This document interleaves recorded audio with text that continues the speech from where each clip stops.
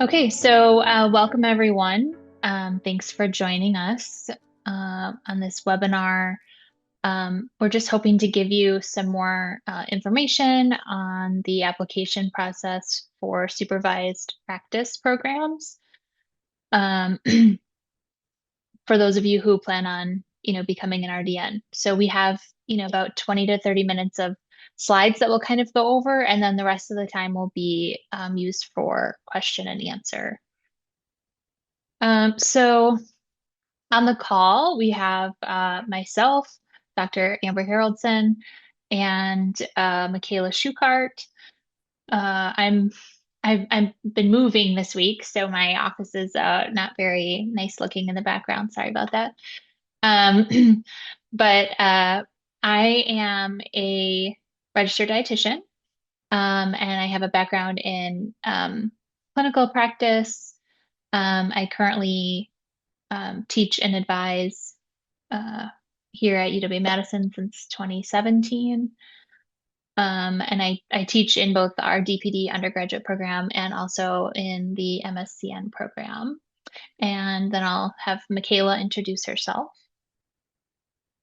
All right. I'm also here in Madison, Wisconsin. I'm a registered dietitian and come a little bit more from the clinical practice background. So I work at UW Hospital part-time, and then my main role is here in the department as an academic advisor and instructor in some of our undergraduate DPD courses, and then coordinate the online master's degree with our various partnership programs. And then I think And oh, oh, yeah, Taya yes, was also on, I think, if yes. she wants to introduce herself. And she may be driving. So I Yes. think I'll give a quick plug. Taya is also a teaching faculty here in the department and a dietitian with backgrounds in pediatrics and GI. She teaches in our DPD also and in our master's program, the pediatric and GI courses. And you will, if you're in NS 200, you will for sure have her in the fall. And then also, if you haven't had Dr. LaRoe or Dr. Cooknia yet, you will have them in the fall. Um, Dr. LaRoe also teaches in our DPD coursework. She also teaches in the online master's program. And then Dr. Cooknia, he teaches in the undergraduate dietetics program, and he's actually the director of the program. So for our agenda, Will, I'll give you a little bit of background on supervised practice programs and the requirements for becoming a registered dietitian. And then we'll talk about important information when you are researching programs that you might want to apply to. We'll talk through the application process. And then we'll give you a little bit more information about UW-Madison's programs and partnerships. And then we'll have time for Q&A. Okay, so uh, as we've kind of mentioned, if any of you have talked to me in the past, uh, the the requirements are a little bit, they've been changing more recently, so it's a little bit muddy, not super clear. Um, but uh, so there needs to be a minimum of a graduate degree um, from a recognized accredited institution. Um, Currently, that can be a graduate degree in anything. So for those of you who are applying to programs before August 1st of 2028, the graduate degree can be in any field or from any program at any graduate degree that you're interested in. Starting August 1st of 2028, the graduate degree has to be from an Ascend accredited program. Um, if you want more information on that, as I mentioned, if most of you are applying this year, then to programs, it doesn't really affect you, but we can talk more about that in the Q&A if you'd like. So there's a coursework requirement, and this is either completed. So currently, this is either completed at the undergraduate level with the DPD, or there are graduate level DPDs, which is just the didactic program in dietetics, um, or an accredited graduate program that's coordinated. So you have supervised practice and a graduate degree, or a GP program, which is a graduate program that has the supervised practice um, more integrated. So in a coordinated program, it might be 1 year of supervised practice and then a year of coursework, whereas the GP, you might be taking your courses at the same time as your supervised practice, or they might chunk it like where you have a shorter stint of coursework and then a shorter stint of supervised practice, and then another shorter stint of coursework, and then another stint of supervised practice.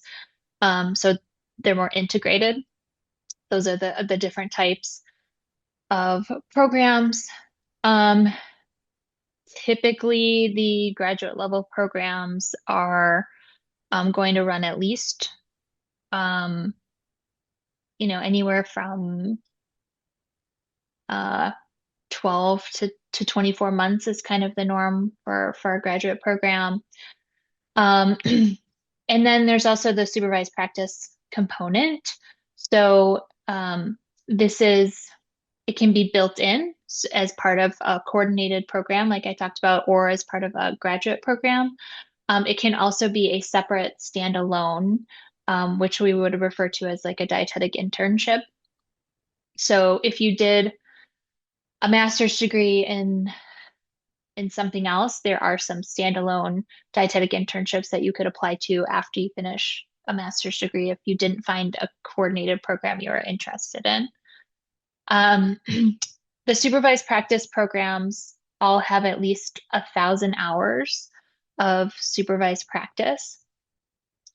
And um, all programs are required to have experiences in clinical nutrition, public health or community nutrition, and food service management. So when you're looking at programs, you might see that they have an emphasis in a certain area, like pediatrics or sports nutrition. It doesn't mean that the whole supervised practice will be in that area. The supervised practice still has to include these three core components because that's what's on the registered dietitian exam. So every internship will have it. The number of hours in each rotation might be different. And then the number of hours in like an emphasis area might be different. And then, of course, after you become a dietitian, the learning doesn't stop.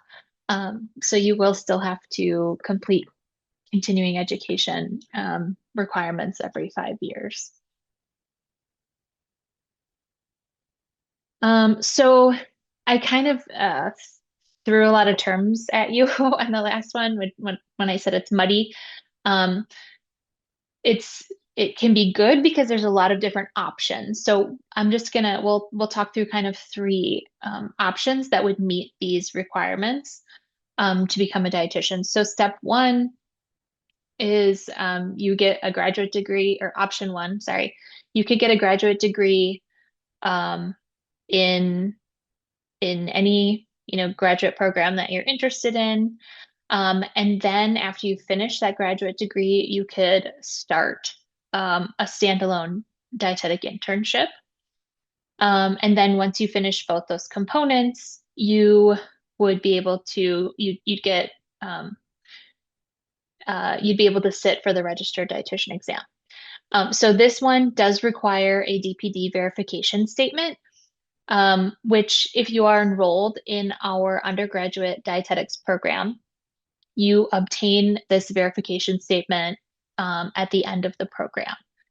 Um, this is good for anyone who might want a graduate degree in something else. So if you want a graduate degree in something like exercise science, or you want to get an MBA or food science or psychology, um, or if you want to take a gap year, or if you just want to start your coursework or like graduate coursework, but not be a full-time student yet, This is a good option. Um, Option two, you could do a program um, that combines the dietetic internship and a graduate program. Again, this will also require a DPD verification statement. So this would be more of those, mostly those more coordinated programs, as I mentioned. Um, so typically you like do all the coursework, and then you do your supervised practice rotations in these types of programs. It might vary a little bit, but that's typically how it works. Um, Option three, then. So these are Um, they were referred to as future education model programs. They're the newer options.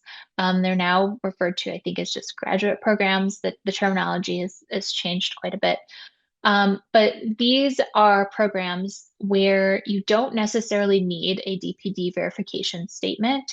So, if there are any students who are like nutritional sciences, but not dietetics majors, who decide they want to become an RD, they could apply to these types of programs. They typically just have a set of prerequisite courses that you need to have taken, but you don't need the whole DPD verification statement. And again, these are more where the supervised practice and the coursework are more integrated. So again, most of these don't require a DPD. Um, and as it says on the slide here, there were 403 different Ascend accredited options in these different categories that you could choose from. So there's a lot of different programs out there.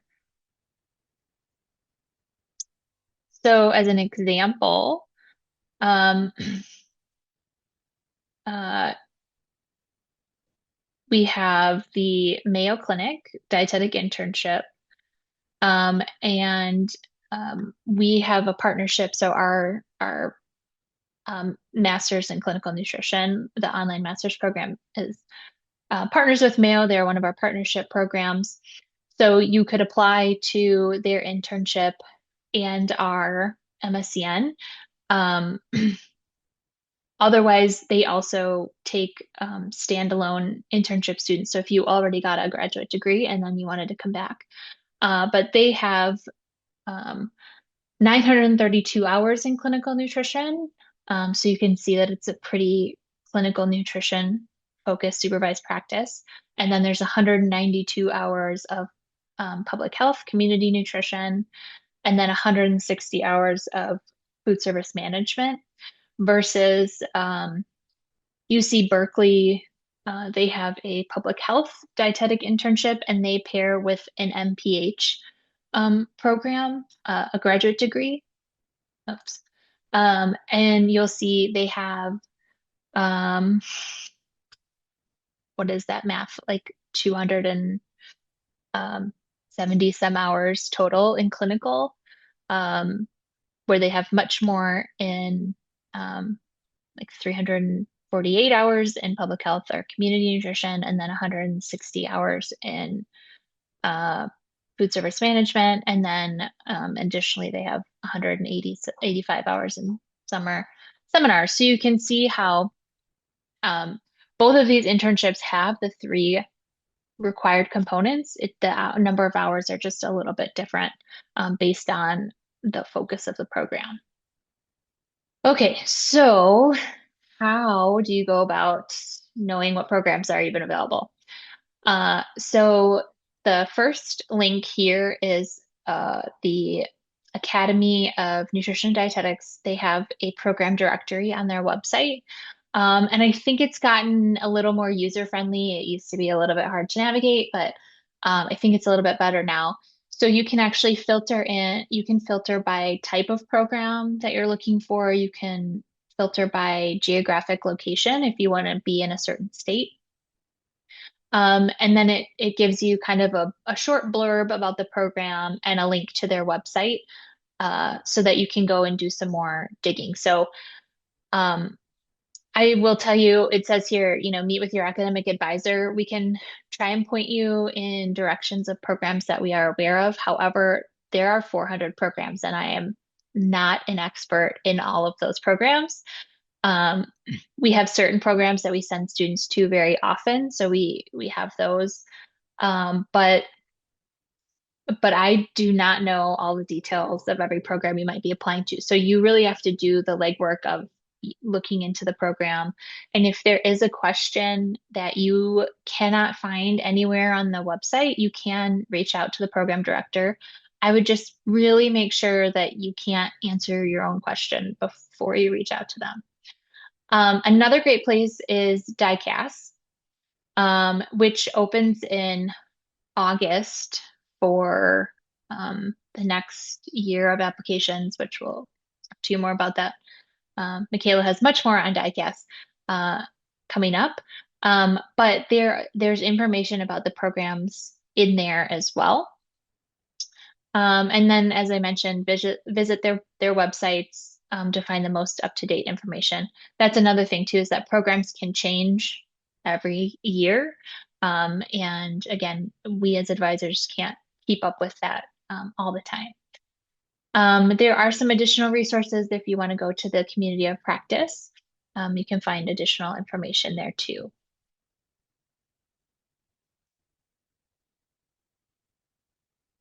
Sorry if you can hear banging.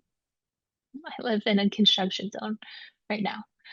Um, so when you're looking at programs, um, there are a number of different factors that you might want to think about when you are trying to decide the best fit for you.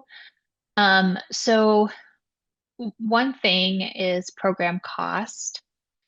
Um, the programs vary wildly in cost. It can be anywhere from like $25,000 to $75,000. Some of the dietetic internships are no cost if it's a standalone program. Some of them actually give a stipend. So there's a lot to think about. There's a lot of variability. Um, if it's a program combined with a master's degree, then there's financial aid eligibility. But there is like, now there's some caps on the amount of federal loans that can be taken out for graduate degrees. Um, if it's a standalone internship, I think only one of them has applied to like be able to provide financial aid. So if you planned to do a standalone internship that you had to pay for, you'd have to be able to pay for that out of pocket or come up with some other way to pay for that because they're not typically um, eligible for financial aid. Or the program has to apply for that, and a lot of them have not. Look at the total cost. So you're also going to need to live during that time.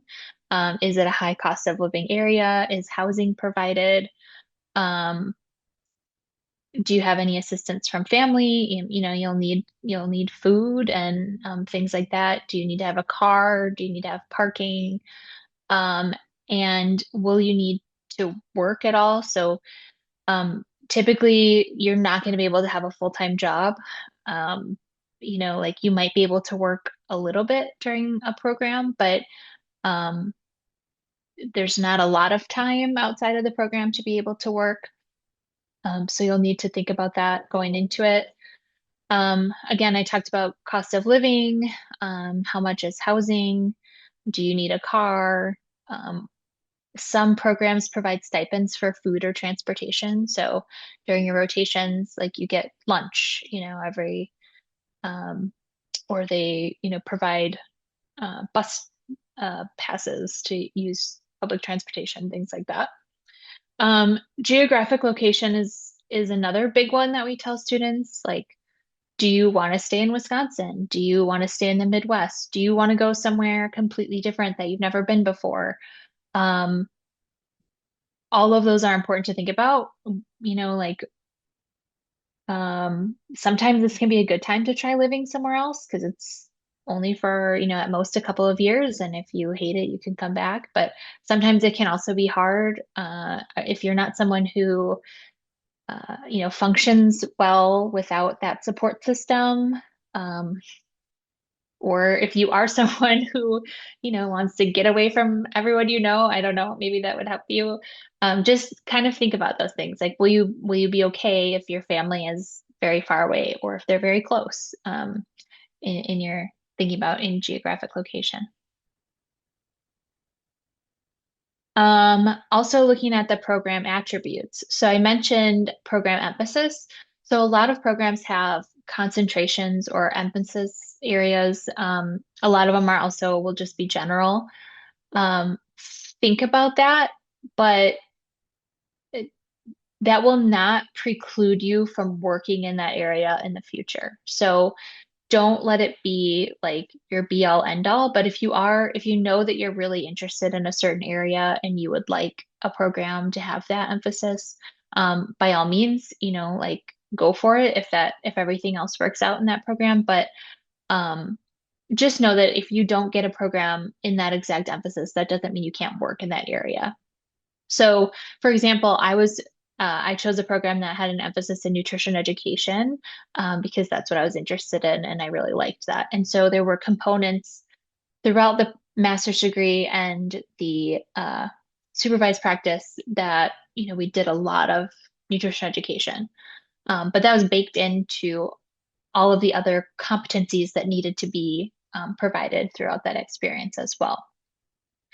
I've talked to um, like a woman who was like a director of like a pediatric nutrition clinic, and she mentioned like she doesn't need to see that the people she hires did a pediatric focused nutrition internship. She said, what's really important is having the clinical background, and then they can teach the peds, on site. So just as an example of like, if you were really interested in pediatrics, but you didn't get a pediatric focused internship, you can still work in that area later on. It doesn't stop you. So don't get too hung up on that, but it is something you want to think about. And then the rotation opportunities. Um, so again, like, do you have an opportunity to do rotations that are specific to your interests? Um, so some programs might be general, but then maybe they have a couple of weeks where you can have like an elective rotation and you can come up with something that you might be interested in. Um, also, looking at the type, there are a lot of different clinical experiences and a lot of different like public health community experiences. So, think about where you might want to work and if those would provide you a good opportunity or a good experience. So some clinical might be um, like more community, smaller community hospitals. You might only have experience, like you might only get to work with maybe one or two dietitians, versus some clinical experiences might be very high acuity, like level one trauma centers, teaching hospitals where you're exposed to many more dietitians. Um, so look into those sort of things and make sure that that matches kind of with your career goals. Um, again, it doesn't necessarily preclude you from working in that area, but you might have to do a little bit more afterwards to gain additional experience to be able to move to more of a high acuity area if you never had experience with that in your internship. Take a look at the graduate degree curriculum. So we mentioned these GP programs that don't require a DPD verification statement. And oftentimes, then you will be retaking coursework that you already did in the DPD because um, they take students who didn't have a DPD. So if you have one verification statement and you're applying, you might be retaking coursework that you don't need to retake. Also, look and see if there's interesting the curriculum varies quite a bit in grad programs. So for example, ours is a has an emphasis in clinical nutrition. So that's kind of a focus of all the courses that you take. But you do take, things like research methods that covers, a broader area of nutrition as well. Look at the program length. So as I mentioned, it varies. And one thing to think about is like a shorter program doesn't always mean better. Um, Sometimes that means that there's a lot more, it's like the same amount of work in a shorter amount of time. So it's accelerated. So sometimes students can get kind of burnt out or, they might struggle with the workload. And maybe a longer program that takes a little bit longer to get through it, but isn't so intense, especially if you maybe need to work and have a job, like maybe a little bit of a longer program would be a better option. Or if you need to spread out the amount of loans that you can take in a year, things to think about. And then cohort size and community. So looking at how many students are admitted, and then like uh, are they all together? Is it more of a cohort? Again, like from my experience, we did all our coursework together, and then we were all sent off to different hospitals throughout the state of Illinois. So there was one other intern at the hospital that I was at. Um, so just like thinking about like, do you want to be with a group, or are you okay being on your own as an intern? Um, oh yeah, so think about that too. Um, And then the programs have to put their exam pass rates on their website. So this is um, uh, really helpful to see maybe how strong of a program they are. You want to make sure that um, that you're going to a program that is going to prepare you well for taking the exam, right? That's the ultimate goal is to pass the exam. So in December of 2025, the first time pass rate from July to December, so this is national, was 65%. So 65% of people who took the exam on their first try in those 6 months passed.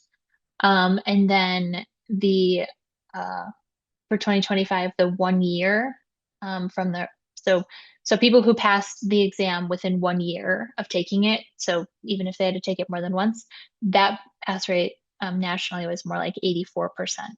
So how does, you can look at a program's website and they should have this information, and you can kind of look how does it compare to the national average. All right. We'll shift to the actual portal. So that's a lot of information. And so for some of you, maybe you kind of knew this process, but for others, it's a lot to take in as you kind of head into your final years of your DPD program. So um, a few years ago, we nationally switched from a matching process where it was similar to like the medical residency, where you would apply and rank programs, programs would apply and rank you. It was one single day and you were matched to a program, uh, or you weren't. And so, 2 or 3 years ago, we have shifted away from that practice to using an inclusive, centralized application service. So if you have classmates, family, friends who have applied to other healthcare professions, you can think like PT, OT, PA school, nursing school. Um, they use a similar process such as this. And US students really benefit because it essentially is very student forward so that you can learn or you can apply to as many programs as you want and you get an answer from every program. So that's the biggest change. Um, so last year was the very first year that every single accredited program had to use the portal. Prior to that, it was voluntary, so that was also very confusing. But now, rest assured, you must apply through this portal to an Ascend accredited program. The one exception, if we do have individuals here from other universities, if your program is associated directly with your university, you can sometimes opt out of this portal. But especially here at Wisconsin, we are still all using this portal for program application.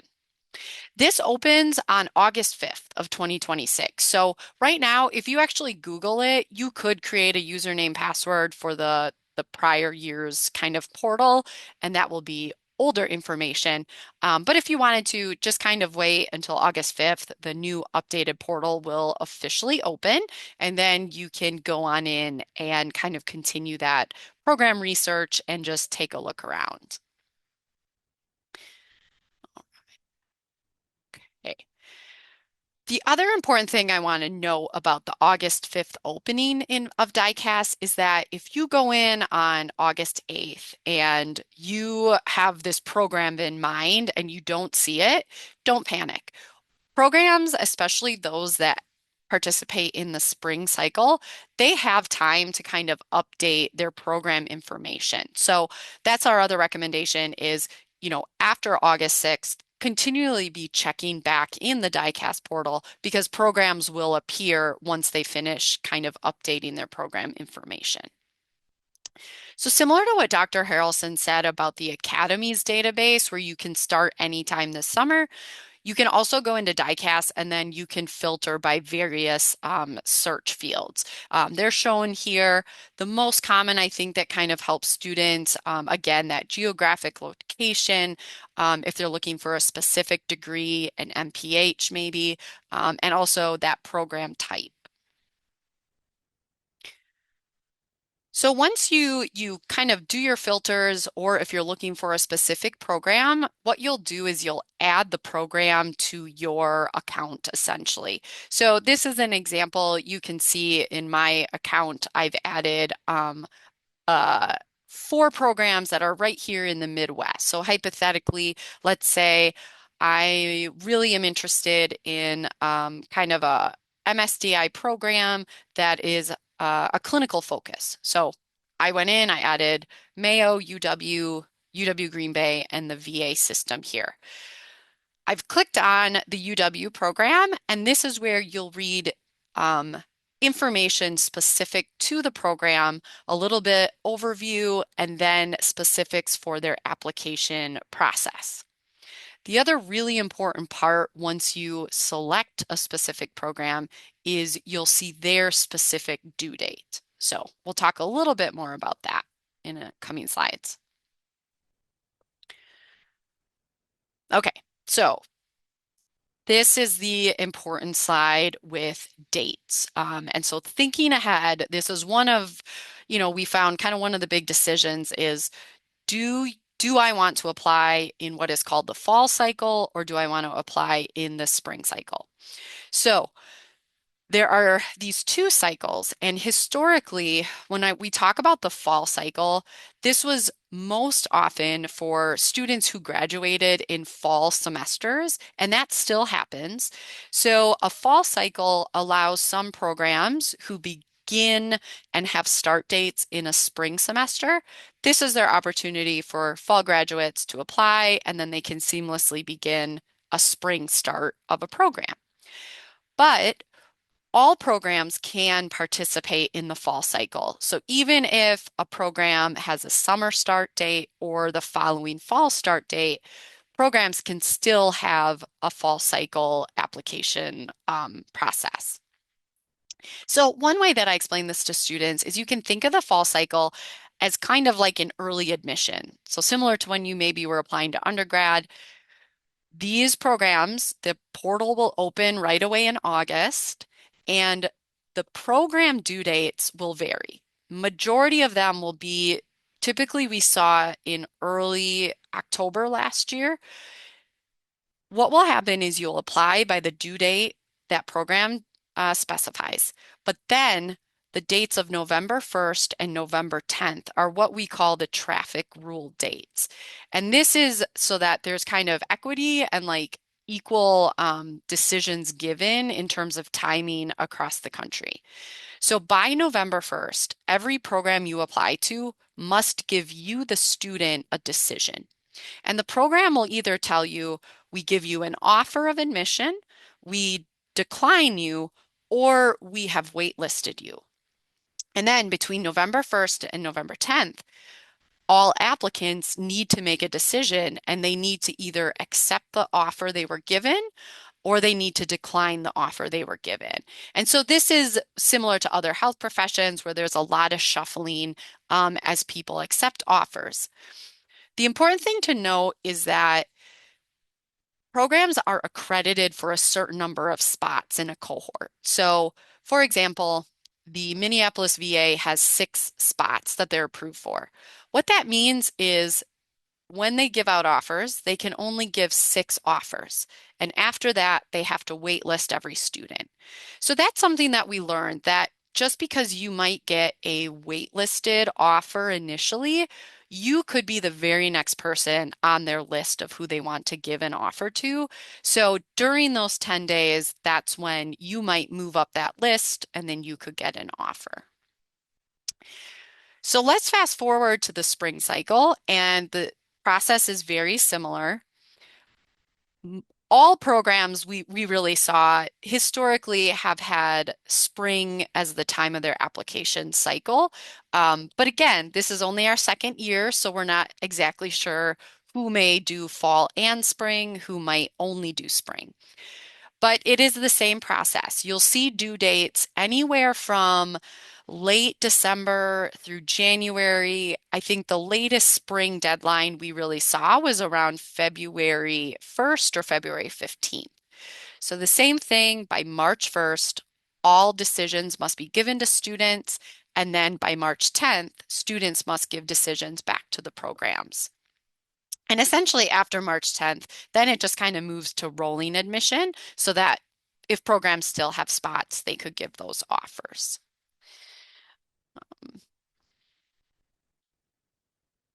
All right, so next I'm going to move to, we'll call them insider tips. Like I said, last year was our first year of nationally going through this process. So a lot of us here in the department, we were advising the students, and it was our first time. And so we didn't have all the answers of the questions we were getting. So here, just upon reflecting, this is for really anyone in a DPD program, not just our undergrads, but things that we found were helpful. So the first thing is just starting your research early. So the fact you're on this webinar, A plus, you are on top of it. Because we just found that even though a lot of you have not even started your upper level nutrition courses, um, you may not have taken clinical nutrition or your public health courses, so you really have no idea your final really area of interest, where you want to go. That's okay. We found that, students who at least started just familiarizing themselves with the different types of programs, the DICAS portal, they were in a much better place if they did decide in the fall to go ahead and get that application in. And those that just kind of started maybe, the beginning of the spring semester, they were a bit overwhelmed with just how much information was out there. The second, and I think this is a really important conversation to have with maybe parents or partners, significant others, is just to realistically evaluate your financial situation. So, as Dr. Harrelson said, the cost of these programs is so variable. That, we had a few students who found kind of their dream program only to then do the math and calculate this was going to be like a 6-figure program, and they just realistically would not be able to obtain enough loan money to make it work. So kind of have that in the back of your mind, as I think that will help guide you thinking through the decisions. The most common question we got, and we still get, is, well, should I apply in the fall cycle or should I apply in the spring cycle? And as I mentioned, programs can choose to do fall and spring, or spring only. So that was really hard for us as even advisors to kind of work through, like, who was having their fall cycle, who was only doing spring. But here are a few takeaways that I think we saw. If you have identified a number one choice program, so let's say you're here in Madison and you for sure want to stay. So UW is your number one choice.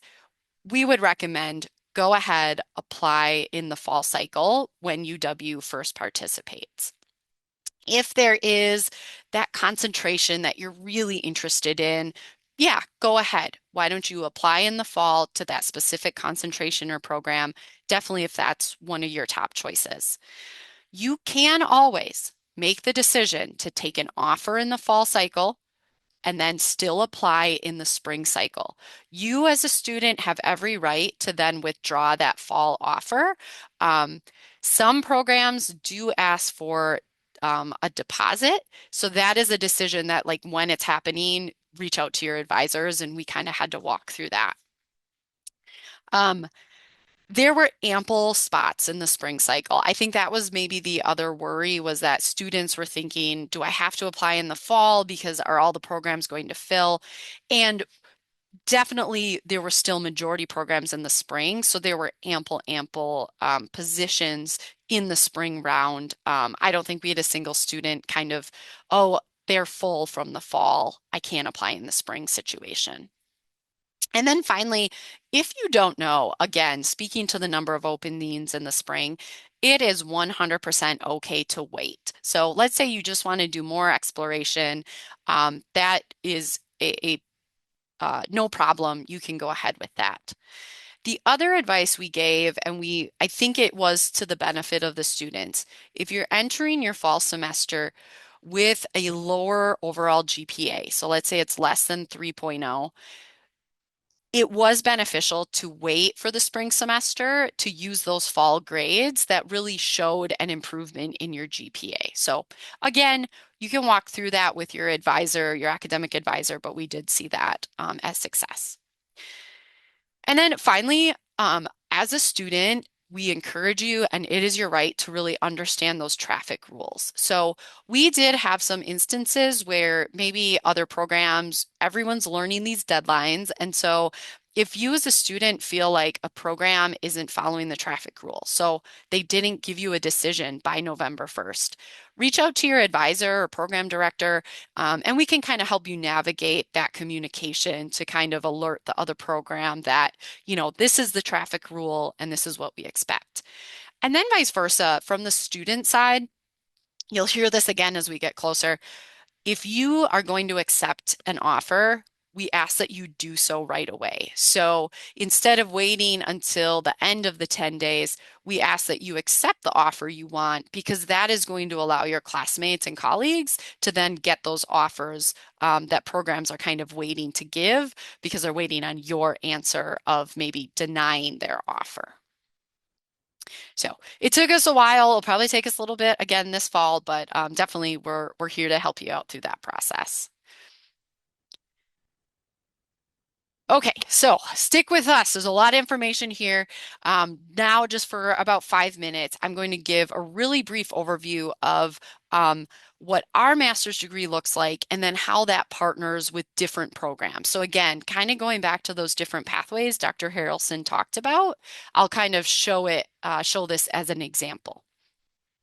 So your first option is to kind of do what we call maybe that two-step process. So let's say you are graduating and you are needing to work. So you just need to work for a year, um, save some money, but you want to get started on maybe your graduate degree. So that's the option of doing our online master's degree, which is 100% online for just the degree portion. You can then apply to a standalone dietetic internship, or you are still welcome to apply to any of our partnerships as you're in the MSCN program. And the benefit with that is you get advising from us. So we're very familiar from the DPD side. So if you're in our masters, you get those same services of academic advising, DICAS help, etc. So these next few slides, and we'll be sharing these out, I'm just going to highlight again how we talked about looking specifically at that graduate degree curriculum and is it building upon your DPD coursework.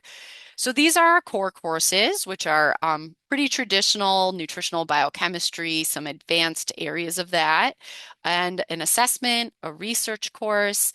And then this is our core clinical portion. And this is where you'll see a lot of these courses are not general medical nutrition therapy, but instead they're now focuses on specific areas of practice. So pediatric nutrition, GI disorders, something our 650 is critical care and nutrition support, and then other more electives like sports nutrition, community nutrition, etc.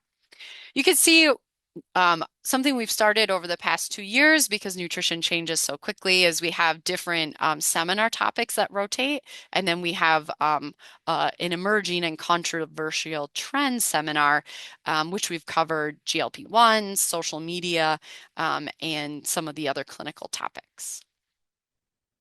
And then we have electives that are outside of our department. So we partner with our School of Medicine and Public Health and our School of Nursing to offer a variety of non-clinically focused courses that definitely our students really enjoy.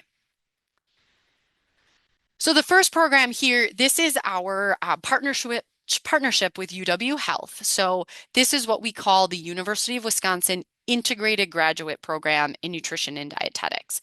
So this program is a 4 semester, kind of accelerated program, or you can choose a part-time option and extend it over a 2-year stay. This is the program if you want to stay in Madison or you want to move to Madison, which very exciting. We have about half our cohort this year are moving from out of state to the city of Madison. So we're really excited to welcome them. We have very high first time pass rate. And when we're talking about the prices, we've worked really hard. We have kept it just over 30,000 for both portions of the program. We have 4 concentrations. So historically, we have always really had a clinical or medical nutrition therapy emphasis, but with the expansion of the American Family Children's Hospital, we now have a pediatric emphasis, which allows you to spend, I believe it is up to almost 2 to 3 months of the program in pediatric specific rotations. We also have a lifestyle medicine and community nutrition. So that is with our teaching and learning kitchen and our lifestyle change programming. And then we have a performance nutrition track, and this is in partnership where you will rotate with the Wisconsin Badgers here on campus. And you'll also work with our Recwell division, which is the recreation for students enrolled, not just athletes. So we are a fall and spring cycle program, and we will be doing a separate open house just for our program in July. So because you're here, you'll get that link also, so you can look forward to that. Our next partnership program, which is in terms of structure and setup, is very similar, and that is with the Mayo Clinic over in Rochester, Minnesota.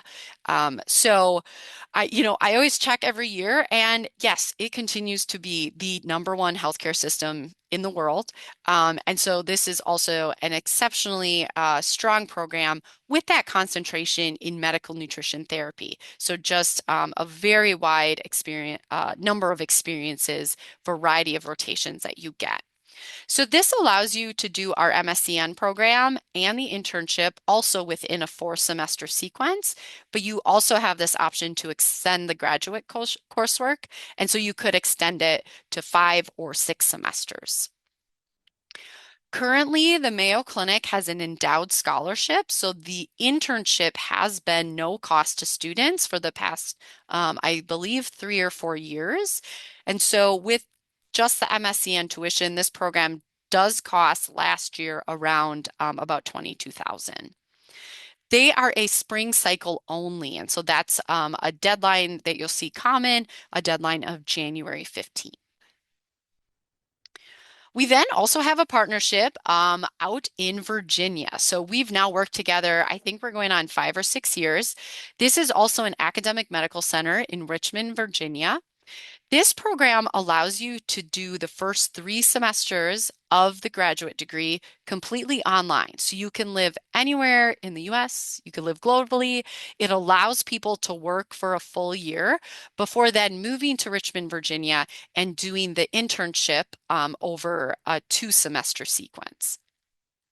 They also offer 3 concentrations: medical nutrition therapy, a community leadership, and also a sports nutrition concentration. This program also, if you're seeing a pattern, we really have tried to keep all of our partnership programs to be competitively priced and allow you like options in terms of working and also the length so that you can optimize student loans. And we talked about those internships that offer stipends. And so there are, I believe, around 15, at least 15 dietetic internships through the VA programs throughout the US that all of them offer a stipend while you're doing the internship. So we started last year an official partnership with the Minneapolis VA.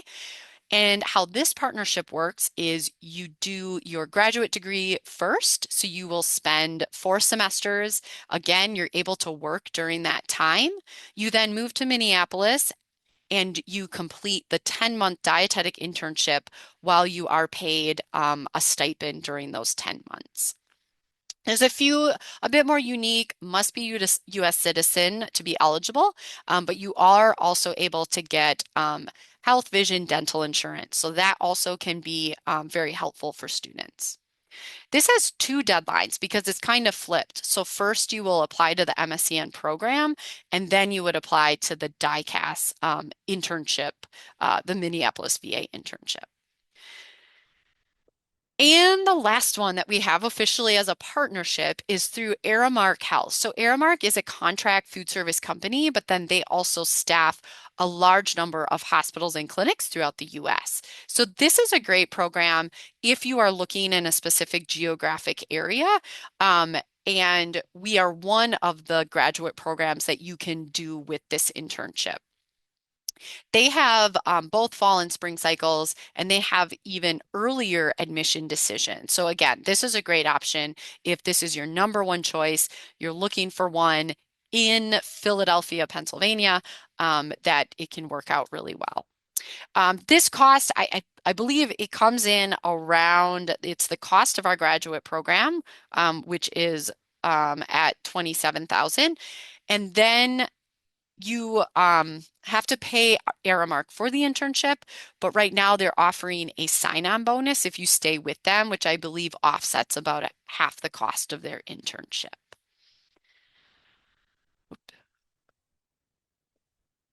Okay, so next steps. Are you very overwhelmed and you're not sure what you should do? This is usually what we tell students at this point. Again, kind of look over those program logistics and just start thinking about it. Familiarize yourself with all the different resources. And you're home, you have a night, you're just watching TV, go ahead and pull up your resume. That's a quick thing that you can like get formatted, update, be ready to, feel like you have something done heading into the fall semester. And then the final note, especially if you are joining here from Madison, come meet with your ADI advisor because it's really helpful heading into the fall semester that we just have an idea of who you are, your area of interest, and we can kind of start answering early questions.